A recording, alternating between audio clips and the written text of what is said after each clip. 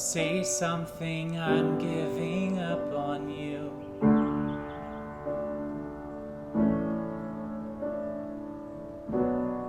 I'll be the one if you want me to.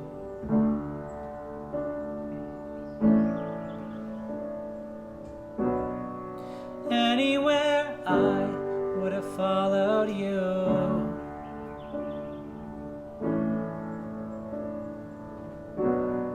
Say something, I'm giving up on you. And I'm feeling so small. It was over my head. I know nothing at all. And I stumble and fall, still learning to love. I'm just starting to crawl.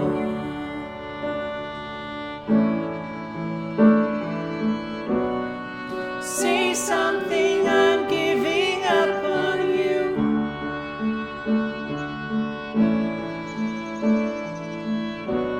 And I'm sorry that I couldn't get to you.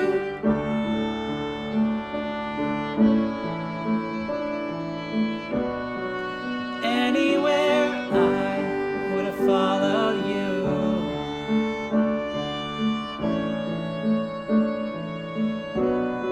Say something, I'm giving up on you. And I will swallow my pride. You're the one that I love. I'm saying goodbye.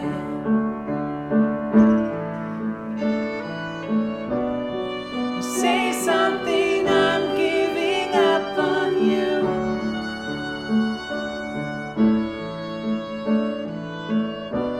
And I'm sorry that I couldn't get to you.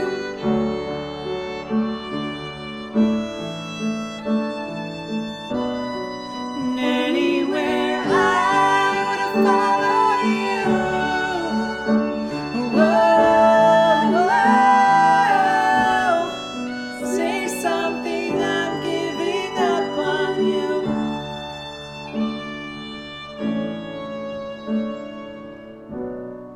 Say something, I'm giving up on you.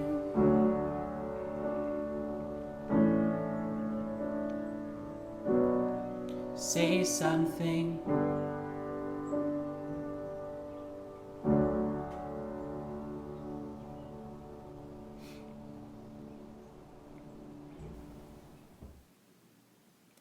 This pandemic is showing us that life really is about relationships. It's almost showing us, and this feels kind of familiar, but it's almost like this is what happens when people stop being polite and start being real. You know? Yeah. But really, we're here, we're doing this because we really do believe there is hope, and there is hope in every relationship. That's true. So what if we could build something better and stronger in this time? Maybe even fun. Maybe even fun. Maybe it could be fun. Maybe it could be. Let's find out.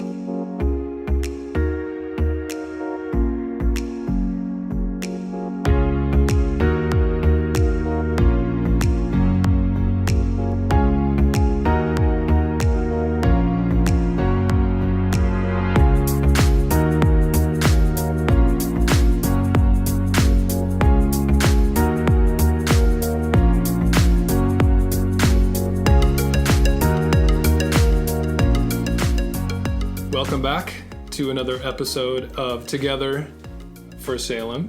I'm Aaron, and this is my lovely wife, Monica. Monica, can you tell the awesome people out there what we are doing in our basement? We are in our basement. We have always loved our basement, Yes. but we are spending extra oodles amounts of time in our basement, and I'll show you guys a shot really quick. I'm just going to video what it actually looks like behind the scenes. I mean, John did this last week, but That's my workstation right there. You're gonna see. I was working on it like an hour ago. You're gonna see it because it. Yeah. Anyway, you'll get a picture. But here we are in our basement. We're Cross Creek Community Church. We go there. We go to Cross Creek. We do. This is put out by Cross Creek, but we are in our basement hosting this because of social distancing rules. We can't be with John, so we're just kind of introducing our pastor to you, and he's going to give a message today about relationships. He's taking what love looks like from last week. If you didn't see episode 6, check it out. He took what happened last week, and he's going to go a little deeper and a little more pinpointed, targeted this week on relationships and marriages. Precision. Yes. Precise. And it's very good.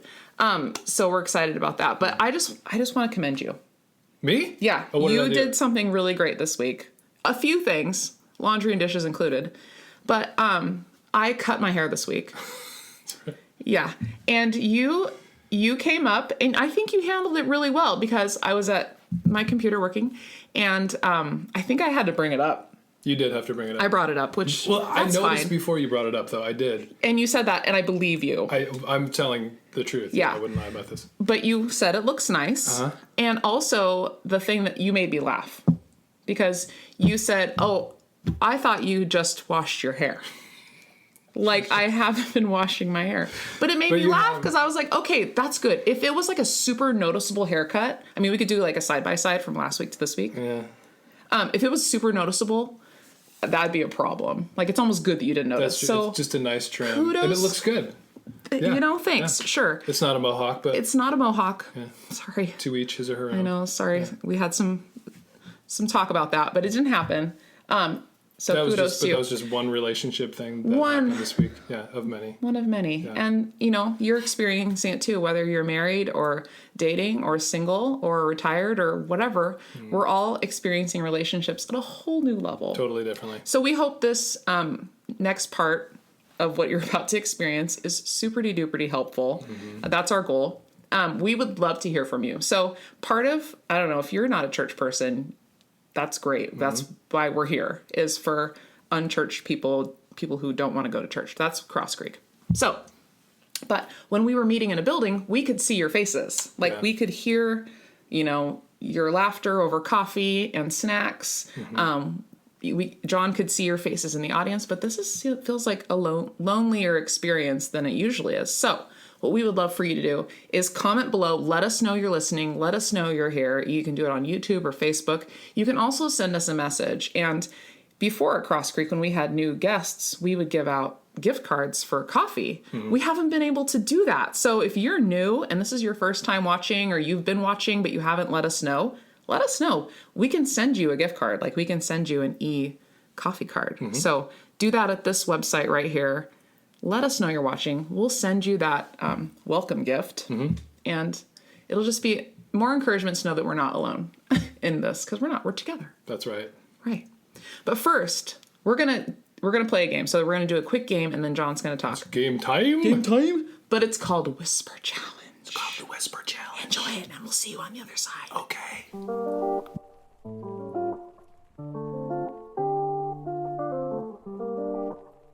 you hear me? Can you hear me? I cannot hear anything. Okay, great. Is Carol guilty? Something. Is Carol guilty? Is Carol guilty? His hairy butt. Okay. It's his.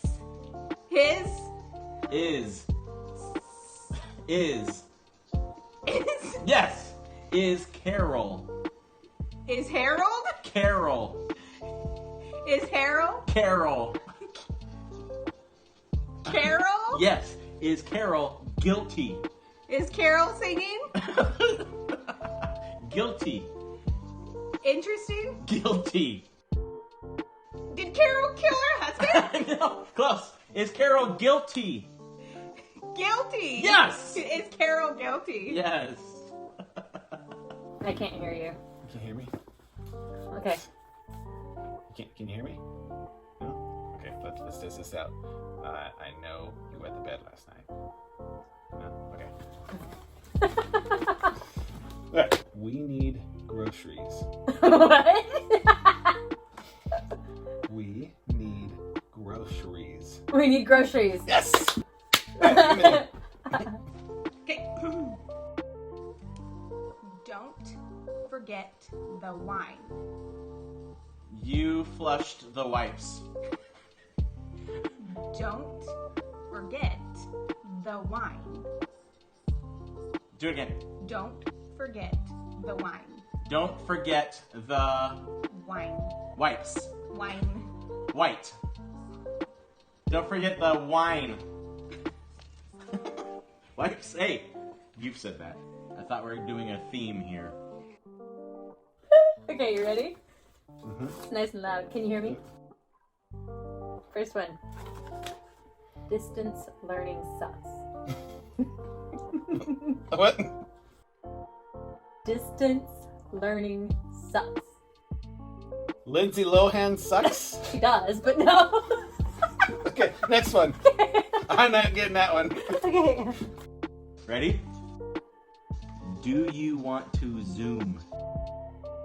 I'm guessing it has something to do with poop because you got it.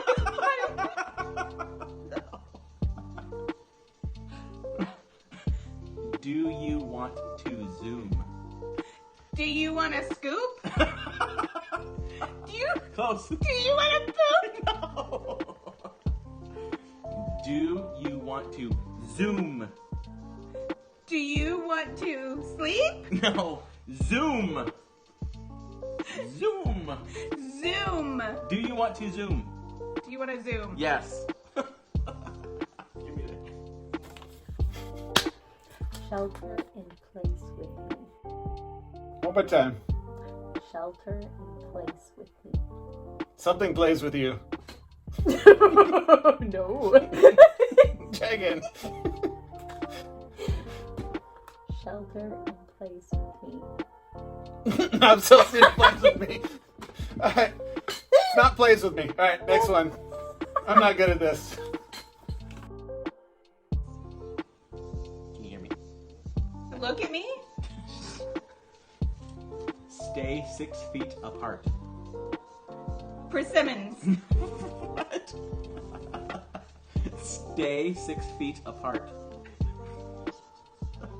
What do you got? You're not gonna make me say that. Yes, I am. Say it. Sex? What? Stay 6 feet apart. One more time. Stay 6 feet apart. Steaks are for tomorrow. Stay 6 feet apart. Steaks are for the party. There. No.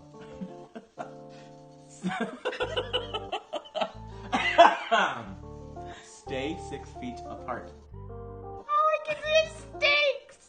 Stay Stay. 6 feet. Stay at home. No. Oh. Stay 6 feet apart. Stay safe. Stay 6 6 feet apart. 6 feet apart. Yeah, stay 6 feet Stay apart. 6 feet apart. Yes. You got more for me? 6 and 6. Come on.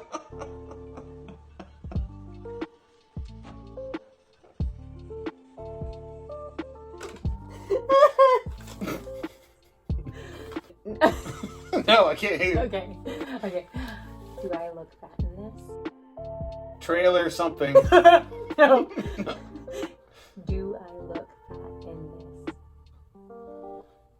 Do you think I'll survive this? No. Say again. Last time. Do I look fat in this? Again? Nope. I can't get it. I don't know. Okay. Where my peeps at? Where are my legs? Where my peeps at? Where are my peeps peanut butter at? peanuts at?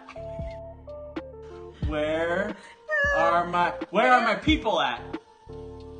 Where are my peeps at? Is that it? Yes.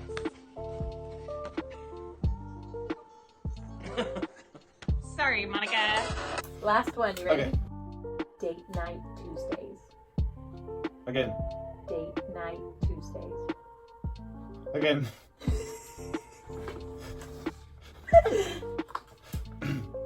Date night Tuesdays. Date night something. Date night Tuesdays. Date night Tuesday. Yes! I just want to kiss your mouth. Okay. Mwah.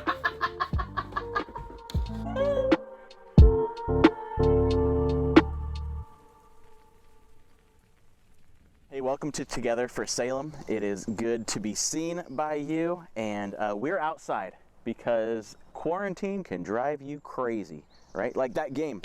Isn't that kind of how relationships have felt right now? Whether you're married or in a significant relationship, that you just feel like, you know, you can't connect, and there's a bunch of miscommunications, there's misunderstandings, you're not really hearing each other right, and that just seems to be magnified when you're forced to be together, when life is completely changed and you're forced to be stuck at home with each other. And so while we're in this time, the question we've been asking is this: what do we want life to look like after this?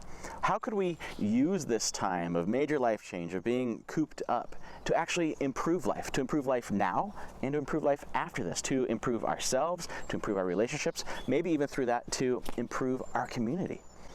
And last week we talked about a question that I think can revolutionize every relationship, can almost simplify every relationship, can bring joy out of every relationship. That question is, what does love look like?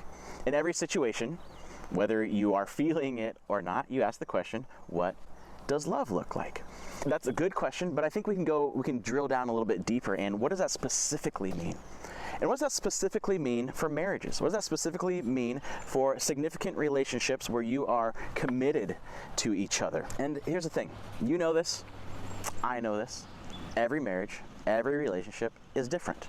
There's no one-size-fits-all answer. There's no cookie cutter thing you can say, hey, do this in your marriage and everything will be perfect. And the thing is, God knows that too. He knows we're all different. He knows that we relate to each other differently. And so he didn't say, hey, you know what? I'm going to write the Bible and here's the top 10 list you have for the things you need to do for a healthy marriage. He didn't do that. What he did do is give us this overarching principle, this big idea that if we apply it and we practice it, it can change.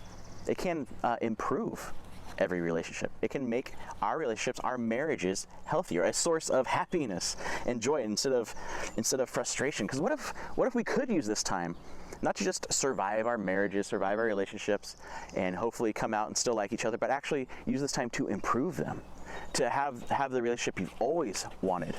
And so the Apostle Paul actually talked about God's overarching principle for marriages. He talked about it in an ancient letter he wrote to Jesus followers in the ancient city of Ephesus. We call it the book of Ephesians. It's just a letter he wrote to Jesus followers in Ephesus around 62 AD. And in this letter, he tells us what this overarching principle for marriage is and how we can have healthy relationships. And he's writing to Jesus followers. And so if you're not a Jesus follower, I've got good news for you. You're completely off the hook. You don't have to do anything I'm about to talk about. You could, just skip forward to see who won the prize this week. But here's the thing.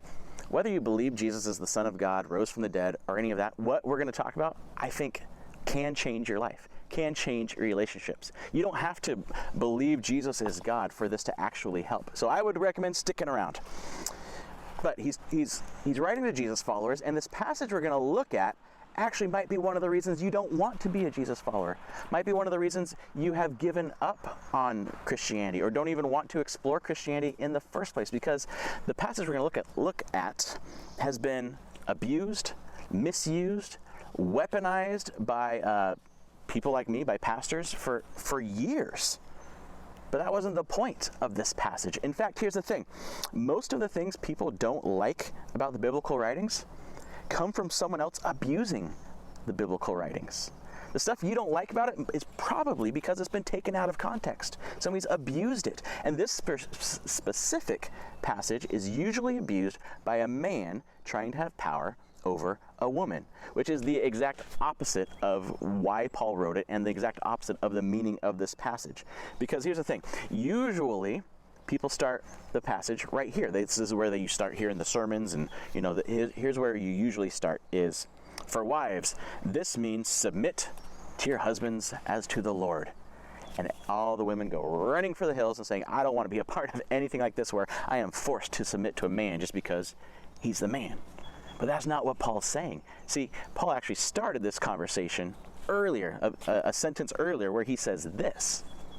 He says, submit to one another out of reverence for Christ. Submit to one another, talking to men and women, talking to all Jesus followers. Because here's the thing, according to Paul, a Jesus follower marriage should be characterized by mutual submission, where everybody's submitting to everybody. And that still sounds terrible, doesn't it? Submission. Who wants a marriage that's all about submitting and putting your... But that's not the thing. See, submission, the definition I use for submission is this: willingly giving all of me for what benefits you the most. It's not that complicated, is it? Willingly giving all of me for what benefits you the most. If you're a math person, maybe we're all now math people because we're helping kids with homework, if that's you. Here, I have an equation for you. Here's what it is. You being greater than me equals submission. What an easy way to remember it. That's what submission means when we're talking about submission. And that mutual submission, Paul is saying, is the standard for every relationship a Jesus follower has. Mutual submission. And why do we submit? Because it's the rule? Because the Bible says so? No. The reason for submitting like this is it says out of reverence for Jesus, not because I'm scared of Jesus or he's going to zap me, but it's like this: because Jesus did so much for me, because I've been so loved, so forgiven, because he submitted his life for me, I want to do that for others. I want to do that especially for the people I say I love the most. It doesn't have to do with a rule, it has to do with love. What does love look like? It looks like mutual submission. Again, if you're not a Jesus follower, you don't have to do any of this. You can just go back to doing, what you've always done in your relationships, if that's been working for you. But again, I think this can really revolutionize, change, make your relationships more fulfilling. And so what does this mutual submission actually look like in a marriage? That's a good question. Paul answers it. He says, so this is that verse we talked about. Wives, this means submit to your husbands as to the Lord. And you're saying that's still offensive. I know. It does sound offensive, doesn't it?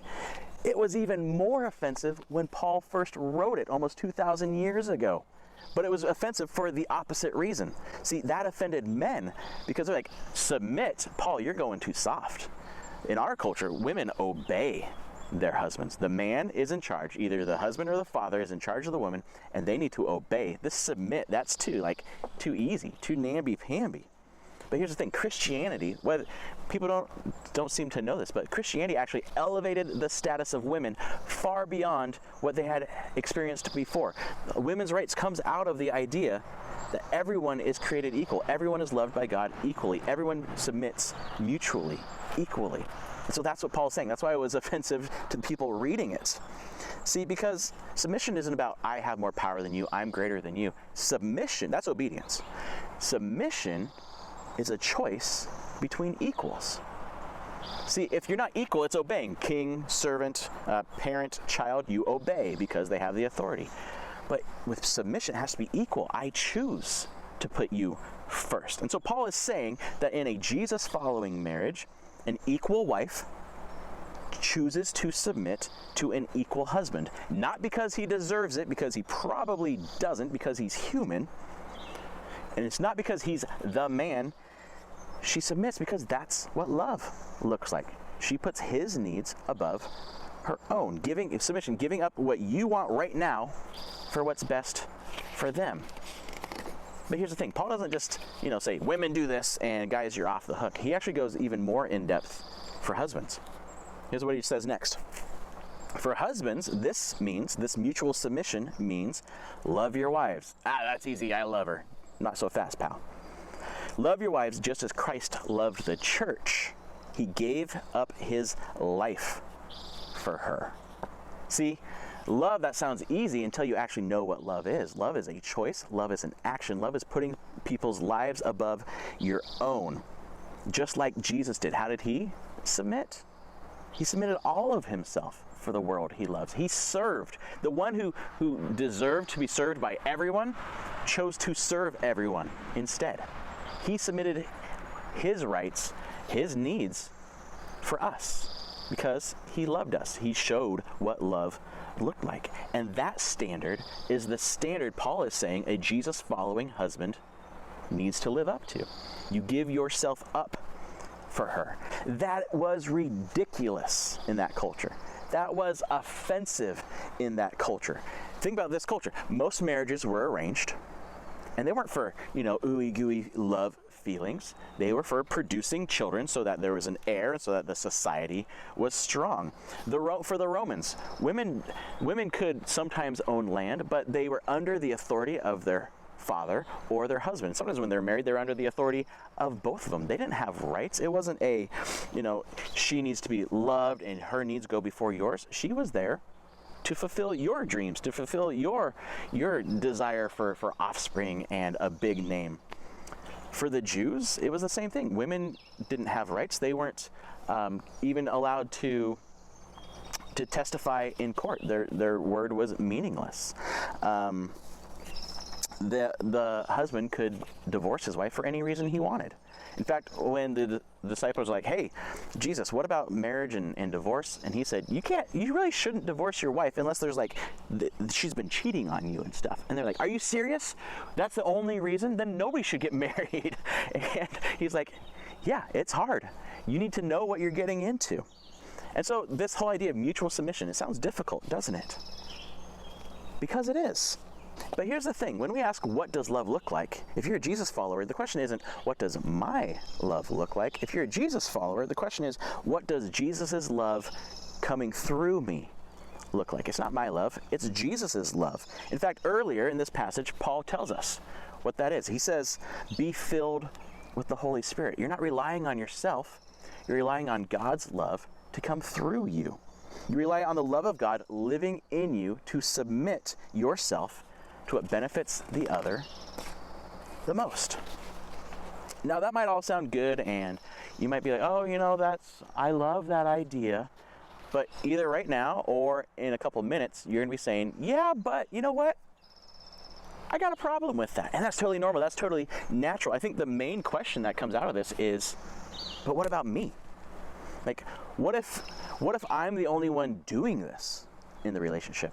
What if I submit and give all of me and they take advantage of it and they don't reciprocate and I'm just kind of like the Cinderella of the relationship? That's a fair question. And when we're talking about this mutual submission, I am not talking about an abusive relationship, whether emotionally or physically abusive. That is not what Paul is saying. That's not what God is saying. If you're in that, get safe, get help, get out, email us somehow and we will get you help.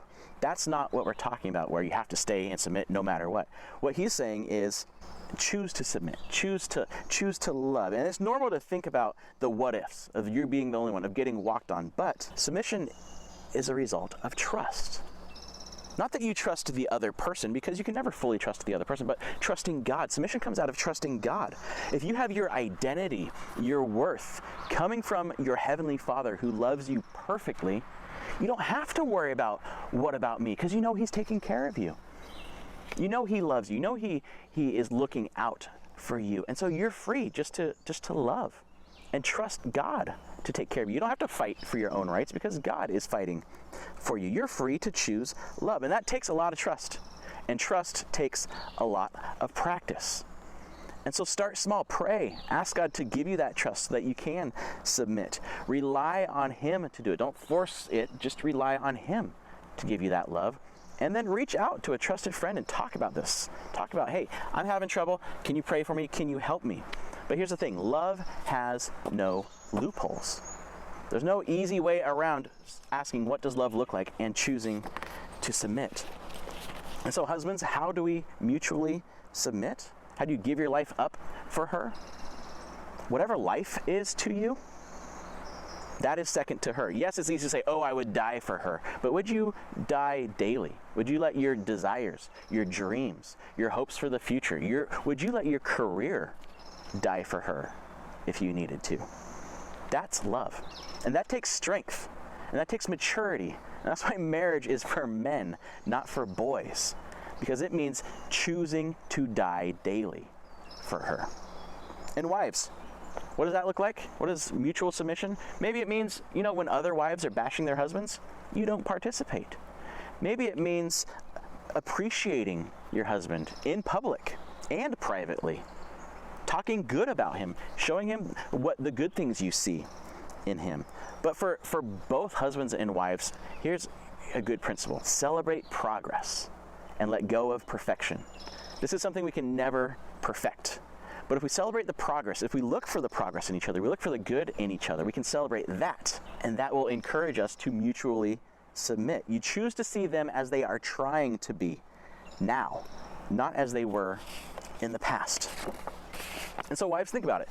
If you knew your husband genuinely loved you, continually put your needs, your wants, your dreams above his own, if your happiness was his top priority, you knew it beyond a shadow of a doubt, and he listened to you when you talked, he honored you in public and in private, and you knew that if the need arose, he would willingly lay down his life for you, would that be a guy that would be difficult to submit to? No, you would want to be a part of that relationship. You would want to see what does love look like in that relationship. Husbands, if you knew your wife had your back, no matter what, if you knew she talked you up to her friends and her mom and was consistently seeking what was best for you, supported you, gave you the benefit of a doubt, would it be difficult to submit your wants and dreams for her, to give your life up for her? No. Think about this. What if all of our fights, all of our arguments weren't about what I wanted, I'm not getting what I want or what I deserve? No, what if all of our arguments were about us trying to outdo each other in showing love? Andy Stanley puts it this way. He says, Christian marriages should be a submission competition. Our fights should be about us trying to submit even more. That's the goal for every relationship. And that's something we can start now. While we are in this time, we can start practicing it now. What better time to start than now? It's because jobs will come and go. Money will always be elusive, but a marriage based on love and submission can bring happiness and support in the worst of times. See, mutual submission is the foundation of a fulfilling relationship. And so next week, we're going to talk about what does love look like? What does this submission look like between parents and kids? Back to you, Aaron and Monica.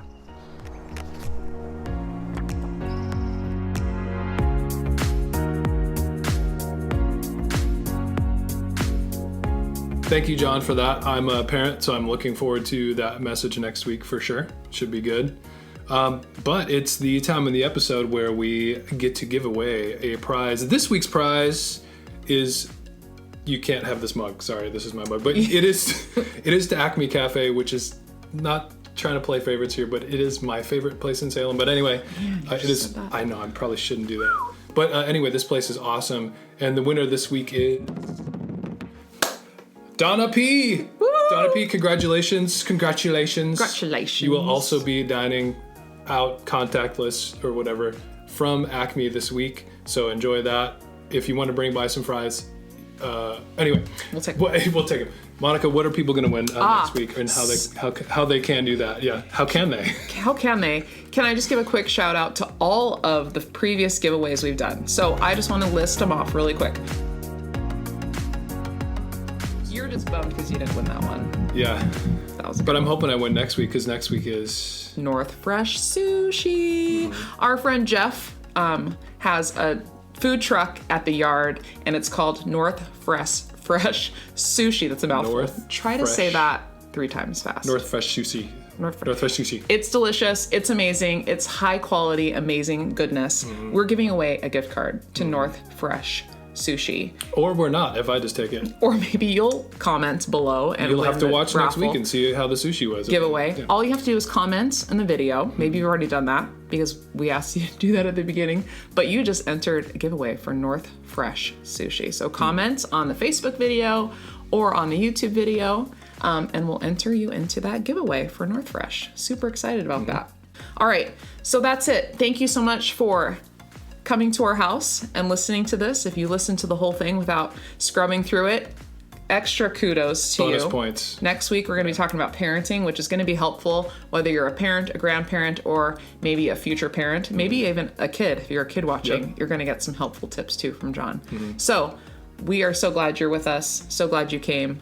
Come back again, and we'll see you next time on Together for Salem.